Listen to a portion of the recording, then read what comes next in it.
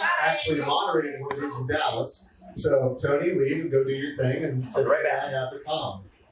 Well, again, thanks for coming. And for those of you who've already attended some of these, what we do is, I'll do introductions, I'll ask a few questions, and then please prepare some great questions for our panelists. Hopefully we should have more, but honestly, we have less than an hour between Tiffany and myself. I'm sure we will have plenty with your questions, etc. But before we get going, since this panel is an official Stage 32 panel, been asked to just sort of cover a couple of points. So one is Stage 32 is the largest online platform connecting and educating the global entertainment industry, over 1 million membership. Please download the app today. Worldwide leader in entertainment industry education, over 3,000, that's a lot, over 3,000 hours of webinars, educational partnerships with Netflix, Cannes, AFM, and of course, Film USA. So, with all of that stated, please sign up, do stuff with Stage 32. We love that. Now, having said that, today we're going to be talking about sales distribution, what the landscape looks like right now, and obviously this room already is going to be filled with producers who will have wonderful questions. And but first, let's do this. Is this? Turn this on. Tiffany, please introduce yourself. Actually, because we're right here, we can, nothing against you. I'm just trying to spread out the outline. So, but Tiffany, please introduce yourself, and especially a little bit of your bio, and then as it relates to today's topic about sales, packaging, distribution, etc. And then we'll get going. Sure. Hi, everybody. Nice to see you. My name is Tiffany Boyle. I run the packaging and sales arm of Ramo, and I have a awesome production company called Vested Interest. A lot of my job is working with clients, helping them develop, package, and figure out their distribution process. I was a foreign sales agent, so I also advise a lot on that front. In the past, some of my credits include I had a film in the Archstone section last year for Joyland, which won the Independent Spirit Award. Palm Springs Festival. Yeah. Thank you. And the Card Counter with Paul Schrader, Martin Scorsese EP, amongst others. So I guess that's kind of what I do in a nutshell. And in terms of like the distribution sales landscape, it's all over the place right now. So I'm sure we'll get into that more. But it's kind of a hot mess. And something like an A-lister here, right? Oh yeah. Our clients on Black Flag. Somehow, Hi. hey, Hi. how's it going? Folks, could you get us some water? We were just doing interviews. Everybody, excuse me for a second. Good to see you. Hi. Sorry. Nice to meet you. How are you? Hi, everyone. All right. Hi, I'm Viviana, and I'm with I'm Viviana Zarragoitia. I'm Senior Vice President at TBC. 3 Point Capital, we're a boutique lender specializing in collateral financing, tax credits, and pre-sales for the film space. We also do a lot of ancillary services built around our expertise in tax credits, including advisory services, brokerage, and post-production accounting. I've been in the company for 10 years, the company's been around 14. My whole experience has been in entertainment, mostly on the accounting finance side, previously working at Lionsgate, Old Films, and Village Films. And it's my first panel at Cannes. Yay! But not your first panel. No, definitely not. Jack, please. Hi. Hey everyone. First key to sales is to show up late to seem more important than you take control of the meeting. I apologize for being late with the badge office. It was a nightmare and we were running through the rain.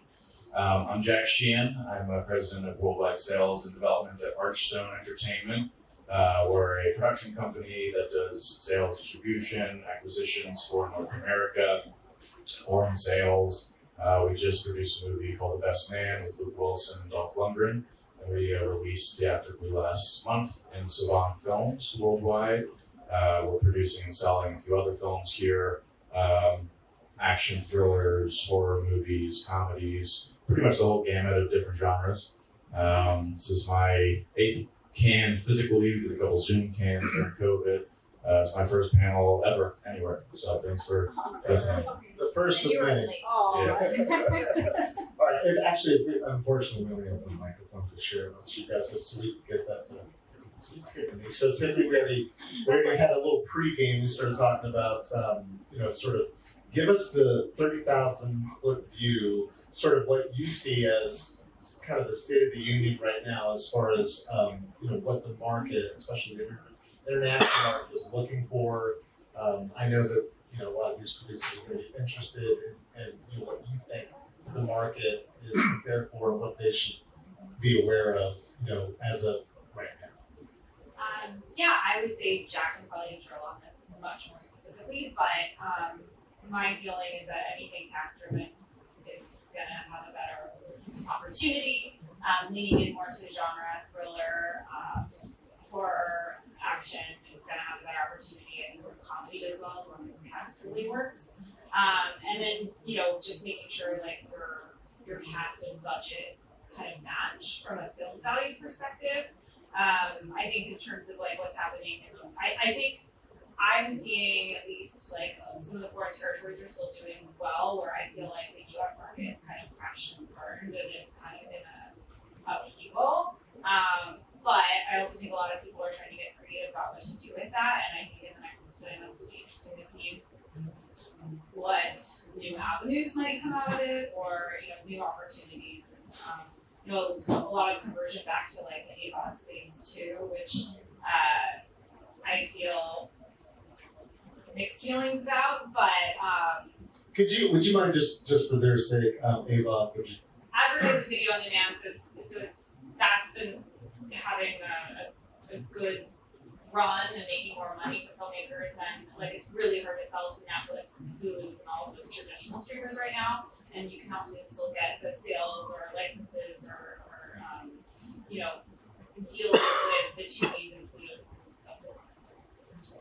All right, I'm going to skip you this time, but I want to go, especially because if you could kind of do that, and also after you give us sort of a broad stroke of what you're seeing in the market, at the end of that, drill down on. She talked about does the cast and the budget make sense? In with that, if you would. But yeah, first start. What do you see as the state of the union, and then tell us what does that mean with the cast and budget? Yeah, I agree with everything Tiffany said, to echo on all of that. Domestically, there's a lot of kind of wait and see and holding in the industry. It seems like a lot of downsizing, especially everything kind of leads to the big studios on down, from Amazon and Apple have so much money they don't really care about these things as much as Disney, Netflix, Sony, Universal. We've seen a lot of layoffs happening. We've seen a lot of holding on acquiring new films and budgets for acquisitions.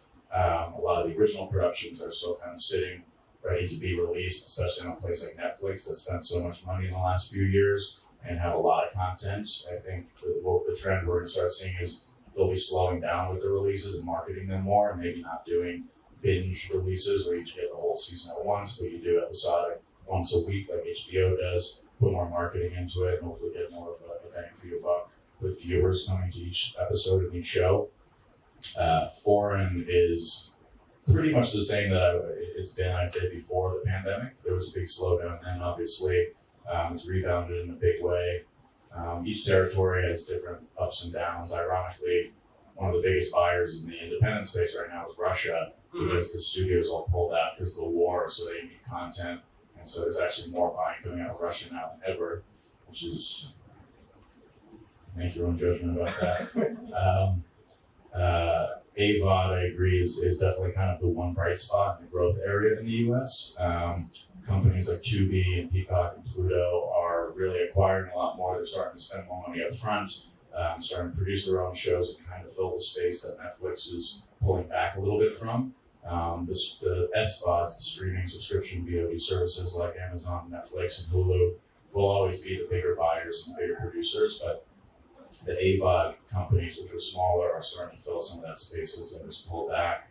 To answer the question on finding that kind of nice calculation between cost and value, That's the equation you play with as a sales agent. Try to figure out, okay, if my cast is costing $1 million, how do I sell them for 1.5, 2 million? That's some extra money to actually pay for the below the line production and not just cover actor fees.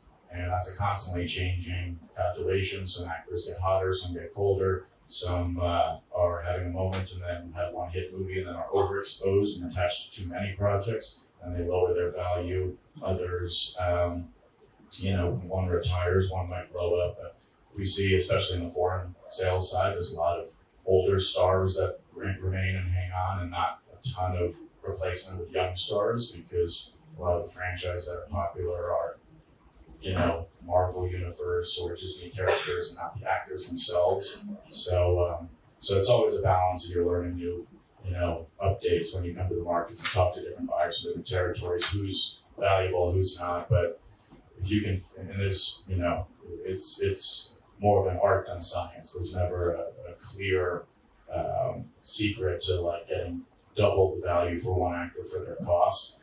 Because as soon as you do that, everyone will figure it out and start copying, and that changes that window shrinks. Yeah, is there a document that goes out? Like, how do you? Because it's kind of like you said, the value of an actor and actress is constantly changing. Specifically, because you guys have to, realize, okay, this person is worth this much at this time for this genre, budget, etc. How do you know? Like, how do you specifically know? Or as much as you're allowed to say.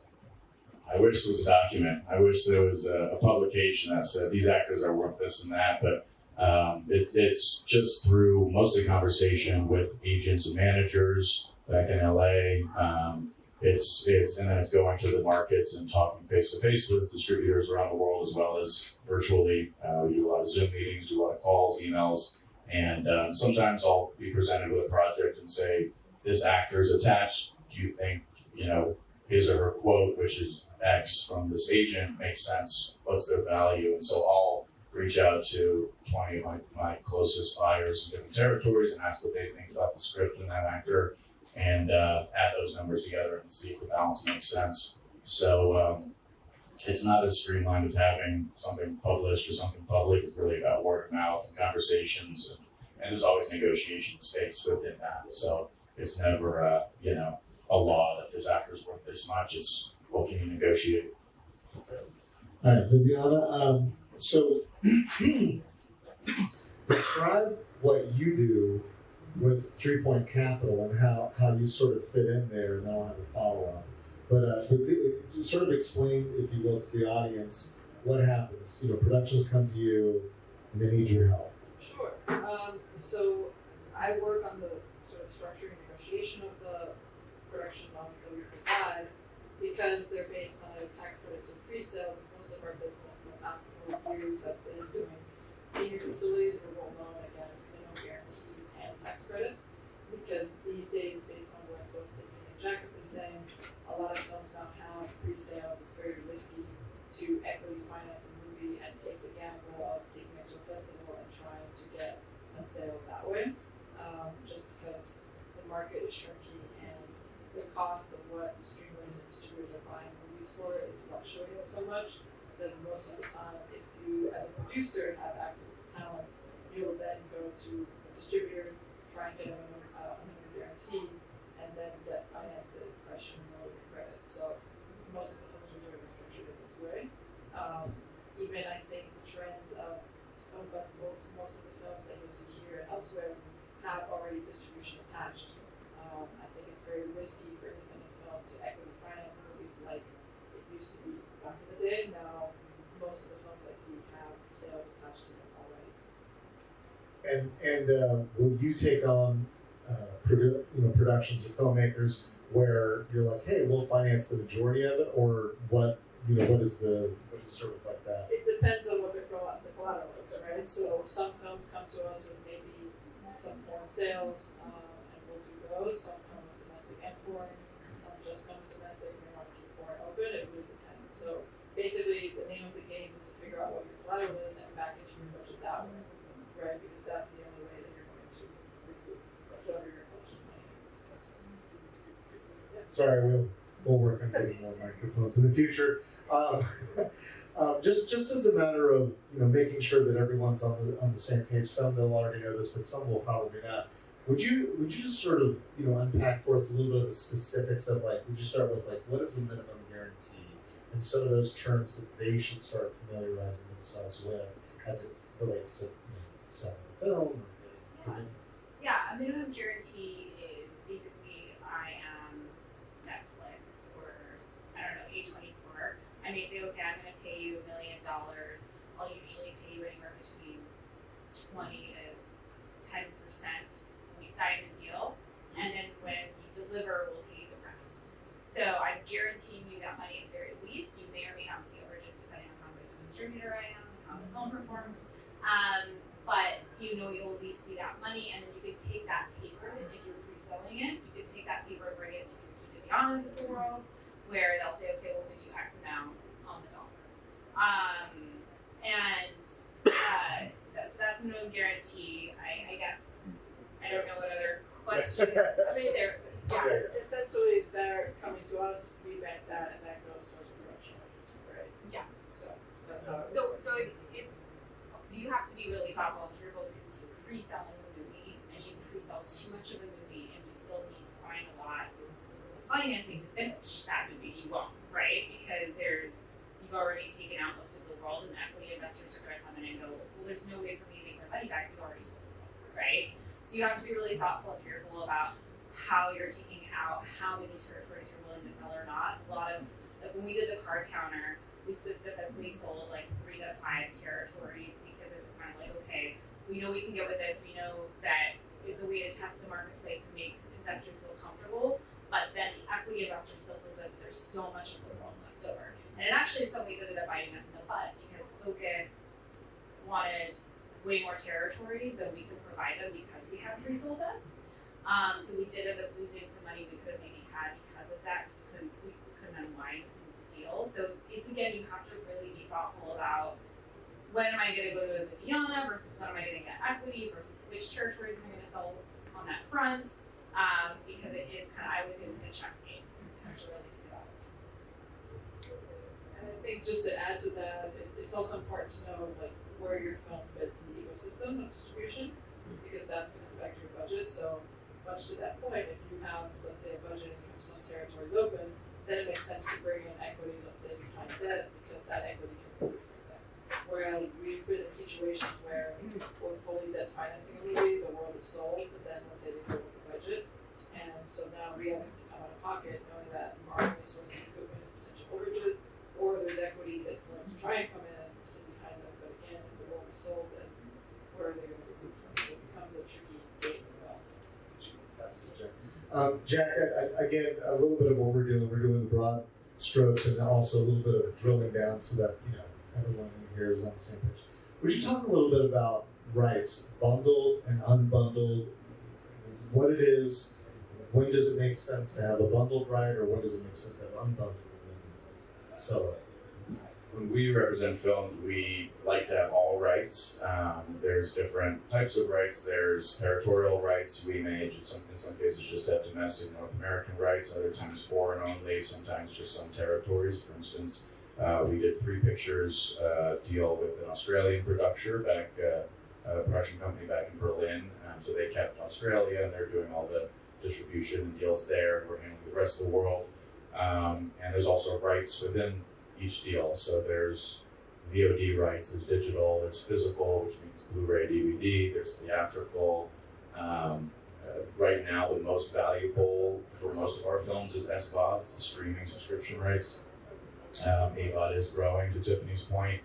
Blu-ray, DVD is pretty much dying off, some territories faster and slower than others. Theatrical is great if you can get a big enough film, but it's so expensive to promote and book the theaters that you really have to have a massive movie that makes sense on the big screen that you can support with a strong P&A and marketing spend.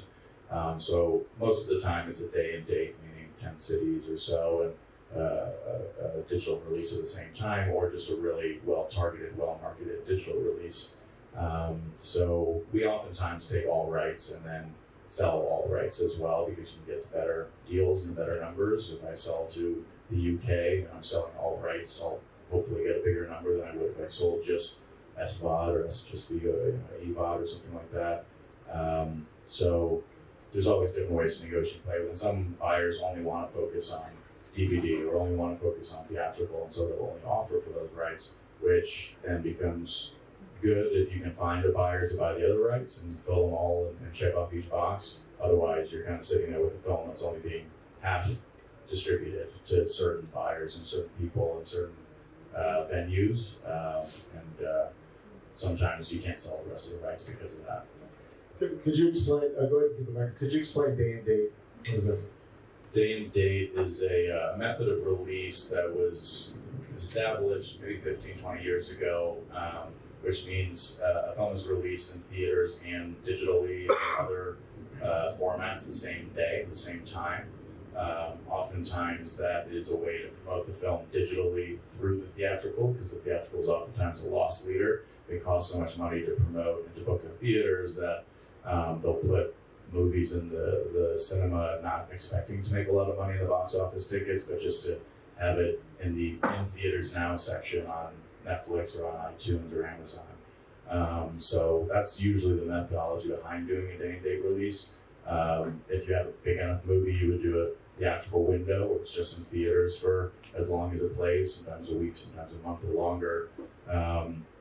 If you have, Top Gun Maverick, it's like Tom Cruise was like, do not put that on Paramount Plus. I don't care about your streaming service. I want this theatrical. It's a movie theater movie. And so they did a long window all summer last year, premiered here in Cannes before, Paramount Plus and any other streamers got to play it. So that makes sense with the biggest movies. And if you're a smaller movie, sometimes just digital works best because you don't want to spend the money on theatrical. But day and date would be doing kind of a small theatrical release at the same time as the digital. Tiffany, could you, since Jack was just talking about windows, let's say there's a movie named Fred. I don't know, Fred the movie, and it's a theatrical. Could you talk about, starting with theatrical, what those windows look like? Well, first the theatrical, then what window comes after that, and then finally, you just kind of take us through the. Kind of collapse, right? It can be any and everything depending on what the distributor thinks is right. If we're going to try and do it more traditional, then you look at the theatrical first, which they'll want to do anywhere between Universal International requires at least 7-day theatrical, but you can do the theatrical for whatever period of time that the distributor says, which is anywhere between 1 day to months. And then you go usually into if they still do DVD, which is usually the same time as normally some sort of putting it out on demand, right? And then transferring over into some sort of SVOD, digital, and just kind of pulling out from there. And then there's all these weird little rights that you'll kind of turn up on depending on when they decide as well. It can be educational rights, it can be, ships and rigs, it can be playing in prisons, and those things all make money too in a very different and weird way depending on how they decide and what they want to put in this platform. All right, questions from the audience. What do you guys have? We have 3 amazing people that can give you a lot of answers. Yes. How has pre-sales changed, I suppose, pre-COVID and COVID now? It used to be you could count on minimum guarantees quite a lot as part of your finance plan. Has it changed a lot that you can't do as many pre-sales, or does it depend on the territory? To actually definitely answer this one, my take is that you can. It's still traditional that way for many films as long as you have a good package. Yeah, I would say most of the films we look at now have a pre-sale attached. Usually do on delivery, so they'll come to us to bank it to make the film towards the budget.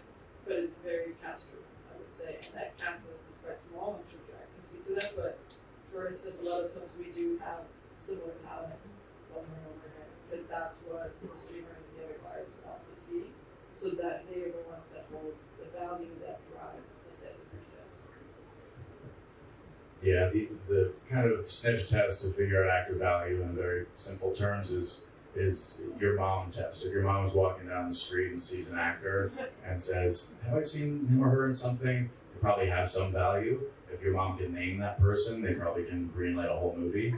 So if you have usually an older relative, it's not, there's very a bit of an older cast in general for the foreign markets compared to what you're seeing on streaming and stuff. Yeah, they have to be very recognizable to pre-sell, and pre-sales have gotten harder to accomplish over the last decade or so. I started doing this in 2013, and it's gotten a lot harder since then.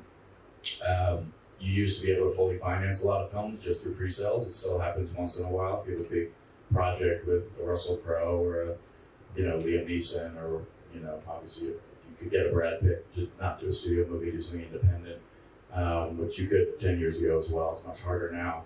But now it's usually like a third to a half. It could be pre-sales, and then you bring in some equity, do some tax credits, and then have that whatever's left over. You go to somebody like Viviana and try to figure out, can you collateralize what paper is there? Can you find some gap lenders? Can you find a way to bridge and get to that strike price to make the movie, and then hopefully collect on the upside once it's released? But pre-selling the entire budget is very tough these days. You start with the domestics. You go to the big buyers first that can do worldwide sales, like a Universal or a Netflix. And if they don't want it, then you have to do it piecemeal.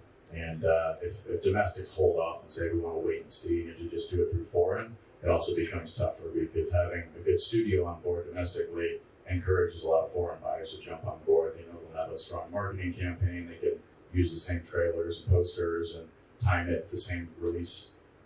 So it's definitely gotten trickier. There's a lot of pieces of the puzzle now.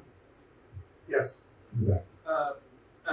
Jack, you just said when you go to the major domestic, do you mean you're the producer or you the sales rep? The sales rep, but the producer can too if they have the relationship. Then some producers sell them themselves. Sometimes they don't need a sales agent. What a sales agent provides is the relationships, the knowledge about the price points. You'll probably get a better deal if you go through a sales agent, but then you also have to pay a commission, so that's the balance. You have to, as a producer, make that judgment call. If you feel like you have good connections with the acquisitions people at the distributors that you think would do best with your film, then go direct and negotiate direct, and hopefully that works out well for you. But if usually the terms for a sales agent is like a recoup the cost to go to the festivals and take let's say 20% commission. So if you think you can do a better deal than that, you should. If not, then the sales agent has a lot of value in like knowing who to go to and how to present it, and what kind of materials you're looking for, what the right look on the trailer and posters and things like that. Thank you. Yes. You stated that most successful pre-sales are based on having a recognizable talent. What would be your suggestion if you have a film with young people focused and there are no big name talents? Would it be okay? Could I pass it down to Tiffany? So I have two stories about that I've noticed this market. There's a great UK foreign sales agent that told me when he decides to take on a movie to the market, he's now having his daughter look at the projects before he decides if he's going to take it on, if it's for younger bays. And then my husband's foreign sales agent as well, and he told me the other day there was a Chinese buyer who sent his 12-year-old daughter with his acquisitions person to every meeting to decide whether or not it was something for that generation. So it's difficult to decide, because it's something where it's like those if it's younger actors, they don't always have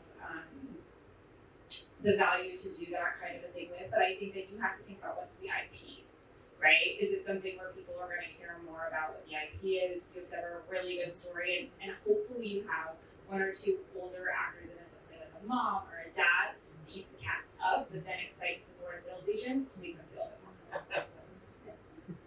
That's wild. No pressure on that kid, huh? I think a lot of what you guys have been talking about is like the domestic side of things, but say you're doing a film that relies a lot on international talent, and it's like, say it's fully packaged. What's a good way to think about like the kind of sales value of something that's fully packaged on the international side of town? Well, I guess the question would be, is that international talent sellable in their territory? Yeah. I think that then you have to sell for that territory and really focus on getting at least a bigger sale there, right? Like a lot of Indian distributors will do that, and they have a lot of great sellable talent. And then you try and package it up with maybe a couple of wings that have some value from those territories if you can. And if not, just know you're going to get the bulk of your money from that that territory and then try and film a couple others. Like in Joyland, we had an Indian actress who had some well-known, she's pretty popular there, and so that helped. But that worked out well in terms of being able to sell there. We were actually really surprised. We were pleasantly surprised when we got to sell in India. But then for us, it was kind of like we just had to bank and just take a shot and pray in our director and do it at the right price point where all of the investors were like, if we lose our shirt, we know we believe in this person, but at least we kind of back somebody that we really believe in the script is really good. So unfortunately, it just kind of then becomes a bit of a crapshoot and banking on your material and your creator. Right. Questions? Yes. Hiya. I have a question about genre. You were talking about how it's very much like a type of thriller, horror, but maybe also some comedy. Is there a kind of specific style of comedy that you think works best in the US market that maybe is different to the British or the European market?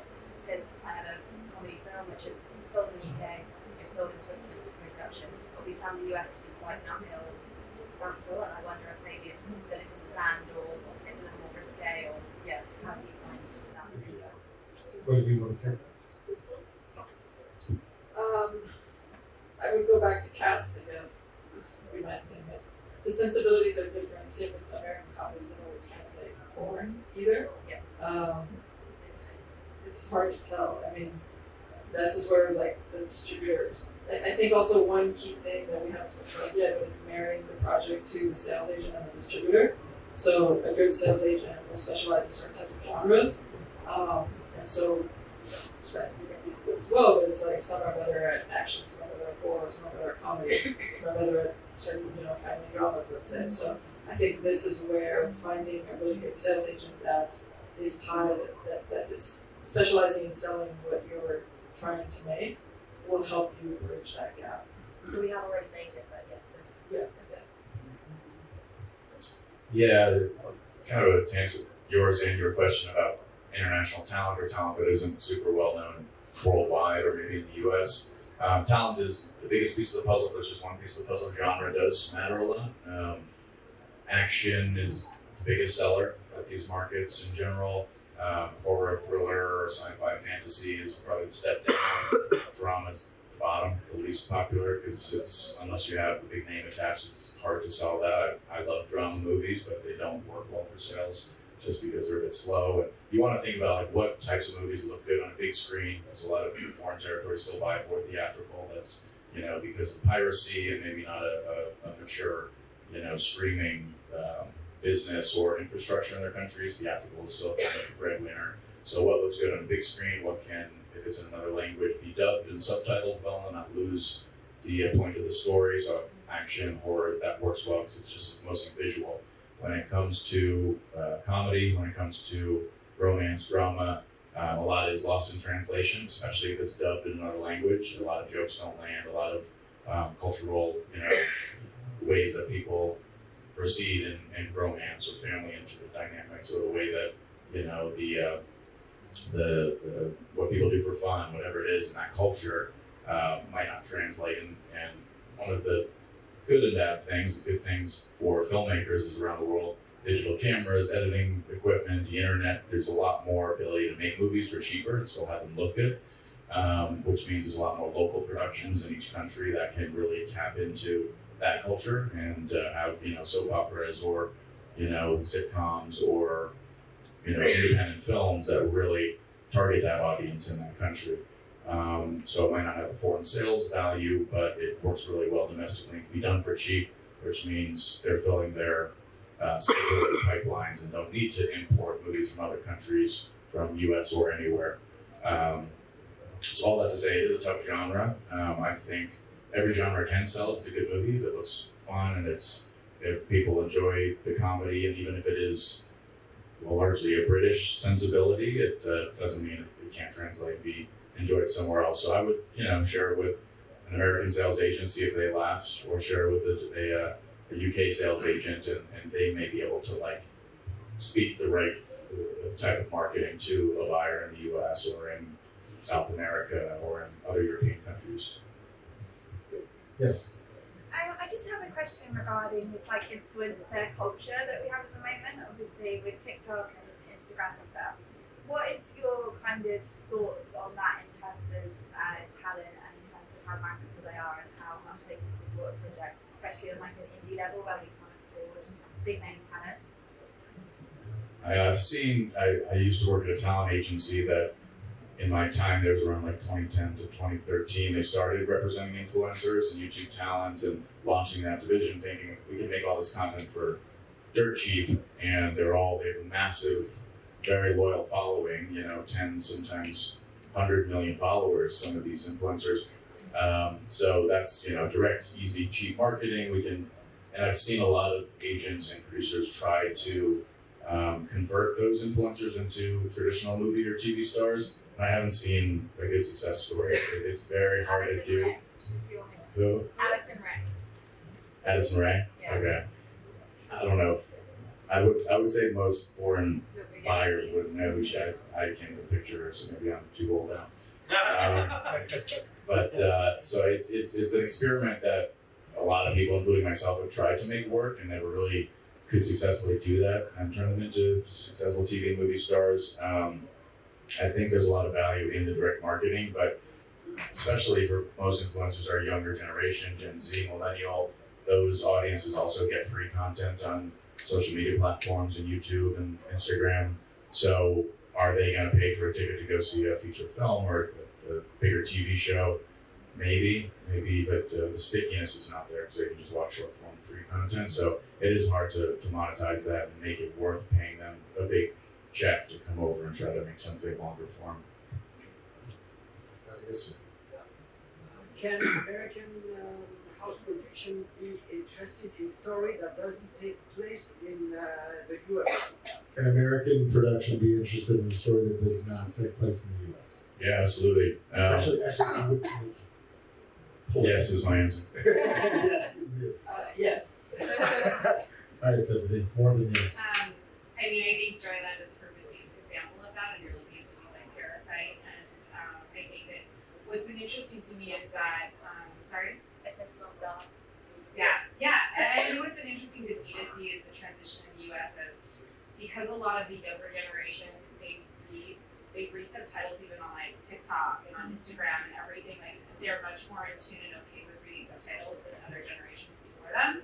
And so I think that because of that, there's kind of like a culture shift in the United States of being more willing and open to stories that are not necessarily just English speaking.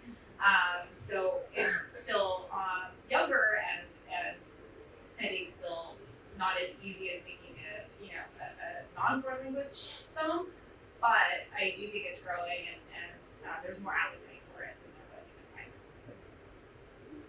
Yes. Thank you. As a sales agent, what would you say is the best approach for a producer to approach you to find a sales agent that could represent their project? A lot depends on the stage of the film. My company is a small company, so we don't do a lot of early stage development with like drafts of scripts or doing deep notes on creative decks and things like that. What I usually ask to see is either at least one piece of cast or some equity financing that we can use to get cast.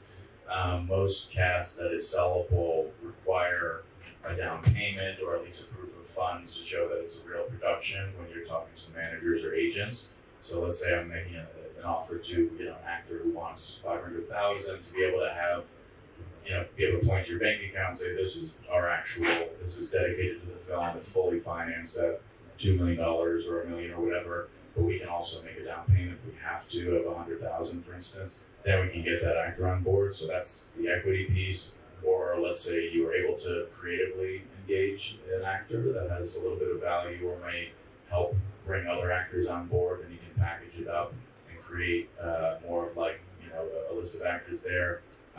So I love the process of development, but our team we make our money by sales, so we like to see that package a little bit developed.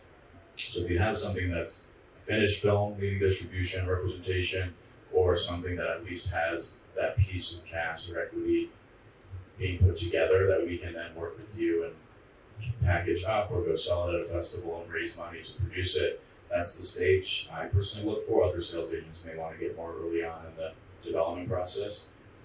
So that's what it depends on where your project is, but I'd love to see or watch or read whatever you're putting together, and then once I can visualize it, I'll make more specific advice.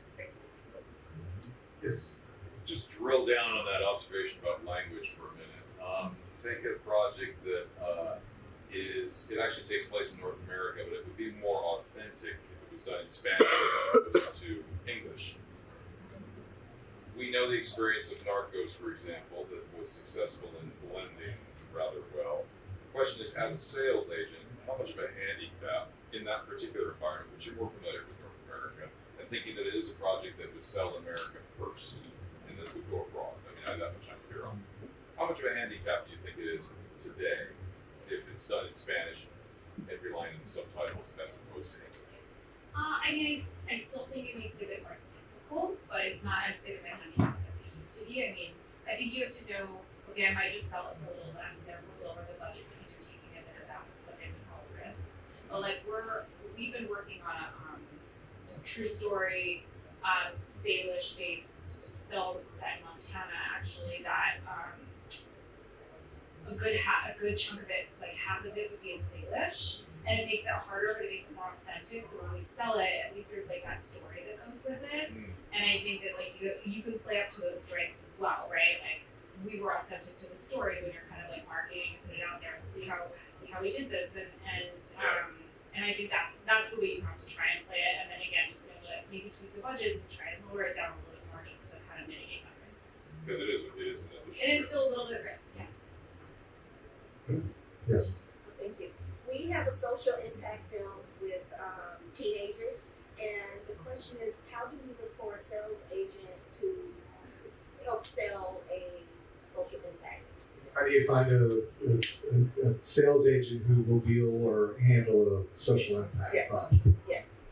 I don't know if you know this group, but there's the SIE, Social Impact Entertainment, and they're a group that specializes in different people from across the industry, lawyers, producers, financiers that want to get involved in social impact projects. So I would start there because they're a great resource that specifically target the social impact projects. And it's called the SIE Society. SIE? Correct. Yeah, that's a great specific contact. I would say, look, whether it's a social impact film or any type of movie, look on IMDb, look on Sonando, look on the websites and see what other films you feel like were represented well and are in similar family as what you're doing. And a lot of times they'll list the companies right on there that supported those and then got the deals done and either distributed directly. Sometimes the distributors obviously produce a lot of their own movies. But if there might be a sales agent on there that feel like they did a great job with a similar film that accomplished what you're trying to accomplish, and that would be the first targets that I would reach out to and say I have something similar to what you did last year that I was a fan of, and here's what I'm doing. Other questions? No, Christopher, you don't have a question? Okay, so a filmmaker comes to you and they say, look, I acquired the rights to a book and we're going to turn it into a movie. How early should they start talking to sales agents or someone who's what do you think? I thought that question was for her. It could be for any of you.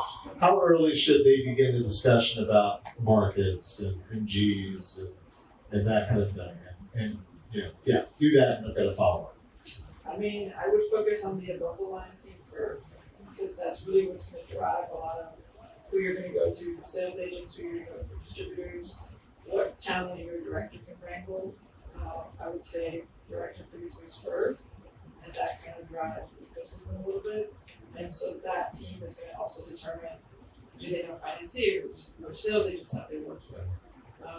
If you know the sales agent, then you'll get a cast list, then you can start targeting casts. So I would start building out the team from the above the line first, for example. And once you have that, then you can kind of figure out what's your talent, which distributors are interested in that. That's usually how I see our I think sometimes it's from the top, even from the development. It's kind of like, well, if we did this the way we wanted to, who would I be selling to? Is it 824 or is it Bleecker Street? Because they're different types of buyers. And then sometimes you can kind of like back into what that means a bit more. So that way you know when if you kind of know who your target buyer is at the end of it, obviously like hopefully there's more options for your target buyers than just one buyer. But I think then it helps you kind of back into what you're going to do with it, and that's why it's important to think about it. For Jack, answer that, and I have a follow up to it. Depends also what the book is, what its readership was, what kind of reach it had. If it's a New York Times bestseller or something that has a super rabid, loyal fan base, then one, it probably costs more money, or you have to have really strong relationships to get it in the first place. So you're looking at a bigger budget, you're looking at selling it to HBO or to Netflix or Paramount or one of the top tier companies. If it's a book that doesn't have a huge readership, not a lot of people know about, you may want to develop it yourself or with a writer first and turn it into a screenplay, do a deck, do a creative presentation to show how this translates into a film, how the readers that did flock to it, why they would transfer over and want to watch the visual version of it in a film or show. So a lot depends on the level you get it at too. If you're getting, the hottest book of the year and you have the rights to it, you could probably create a bidding war, and every manager and writer or agent of a writer is going to be submitting their client to try to get that project, and the studios will probably come on and fully finance it too, because they want to be the ones that produce it and turn the next hit TV show or the next Hunger Games or Twilight or try to get an Oscar for it. So you have to be honest with yourself and the data as well about how popular is the book in the first place. Any recommendations as they're developing a script as it relates to packaging and distribution and that kind of thing? Are there things that writers should be aware of that will, more easily make it a sellable project and all that kind of thing? Are there things that they should keep in mind as at the script stage?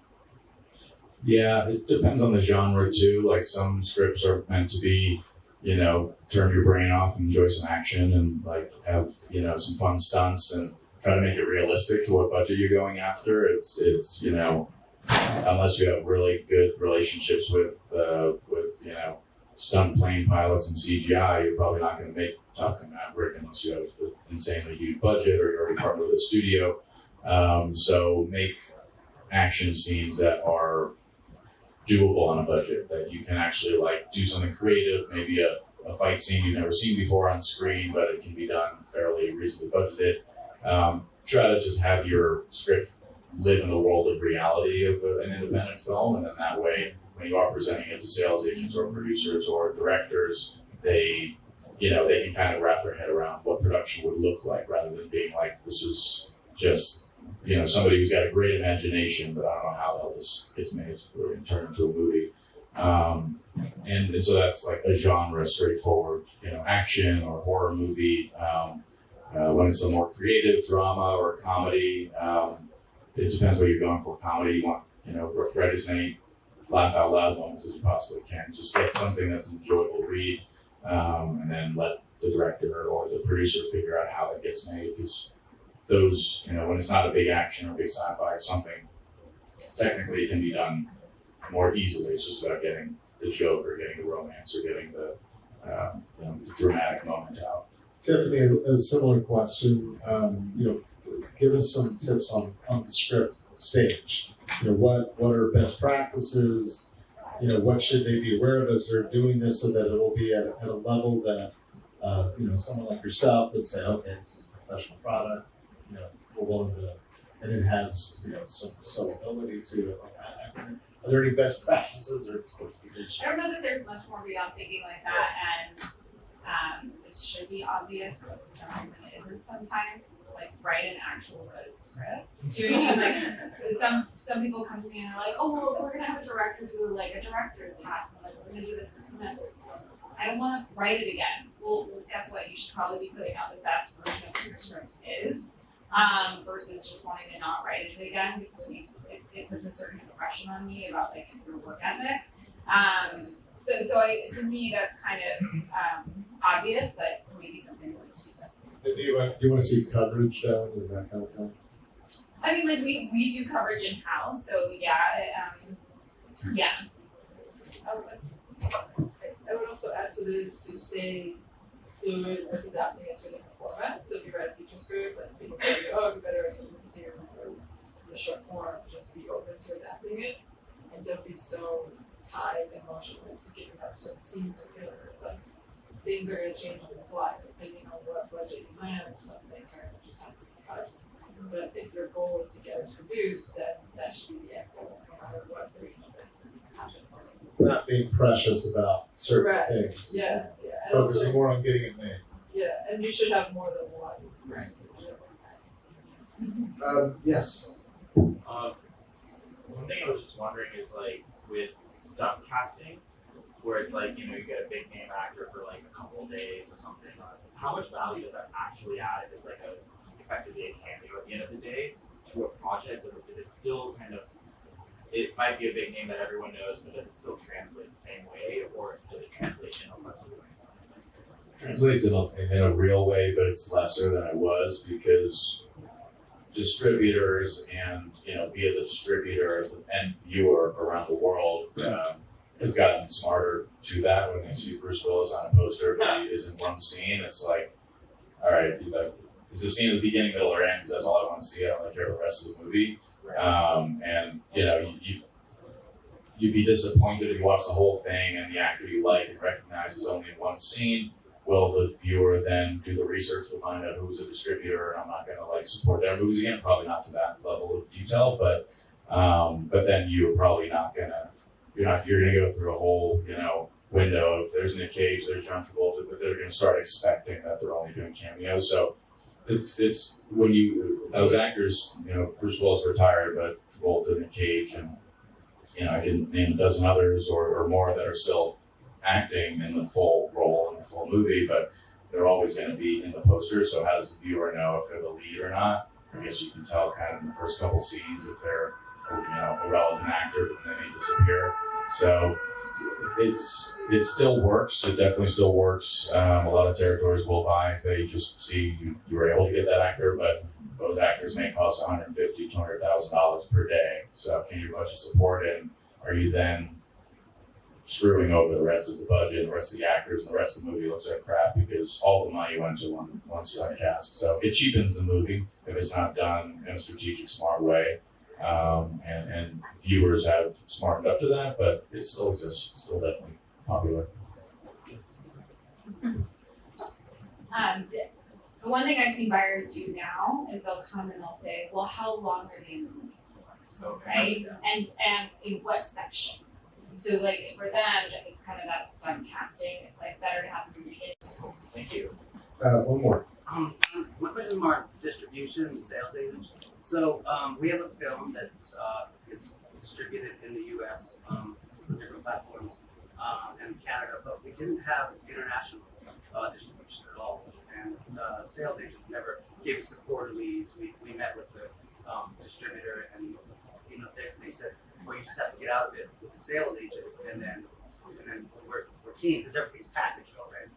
And what do you guys suggest the best way to kind of go about that?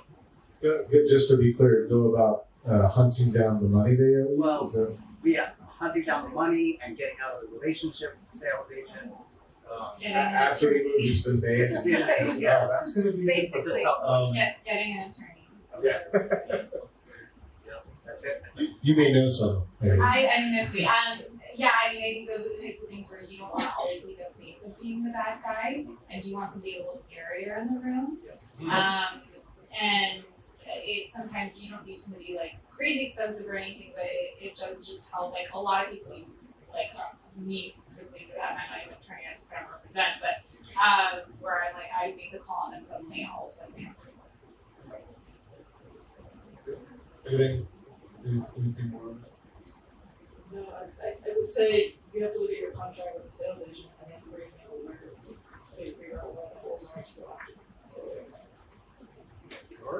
We have probably time for one more tiny question. Yeah? Oh, we're good. Well, look, everybody, thank you so much for coming. And also, I would encourage everyone to sign up for a membership at Stage 32. They have wonderful educational content. I believe this will be on there as well. But let's give our panel a hand.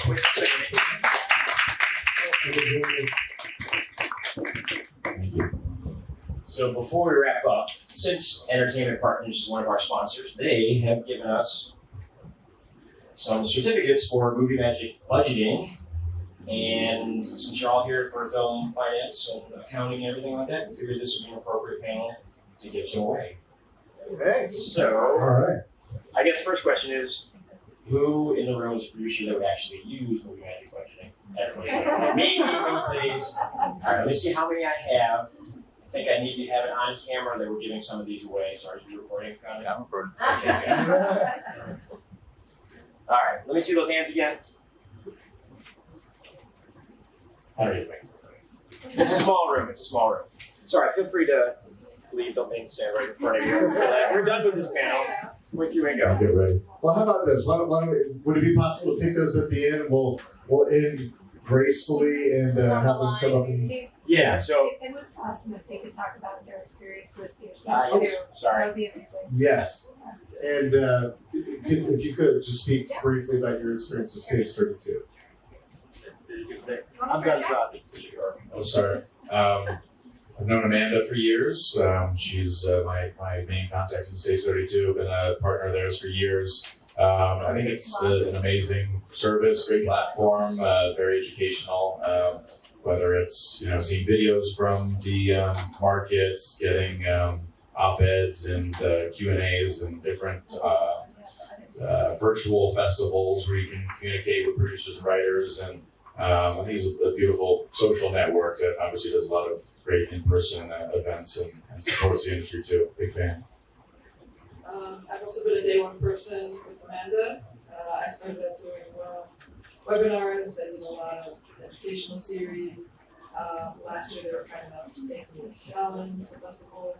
I've done many panels for them, and I think that not only the education, but I think the community that it fosters worldwide at this point is really the kind of benefit where you can connect with people all over the world that are trying to do the same thing as you, or perhaps an added bonus to what you're doing and help each other out. So, and it's also I think the best sort of platform that was supported through the pandemic. It's really wonderful, and I've just seen it grow exponentially, and I'm very proud to have been part of it since day one. Oh wow! She has another microphone. I think I met Amanda. I think I was involved before you were there. Okay, but It didn't exist before Stage 32. Yeah, well, yeah, yeah. I mean, I've had a really good success story with Stage 32. I did this film called Chip Fight where the writer pitched me through Stage 32, and then I brought in the director and producer, and he brought in Ron Ackerman. They ended up getting involved with Noel Thorne, and then I brought in the rest of the financing. So that's one of my lovely success stories. And I have another one right now that I just brought a director on that's a movie set in Asia. So it's been great for me for finding All right. Please give up and say hi to our panelists.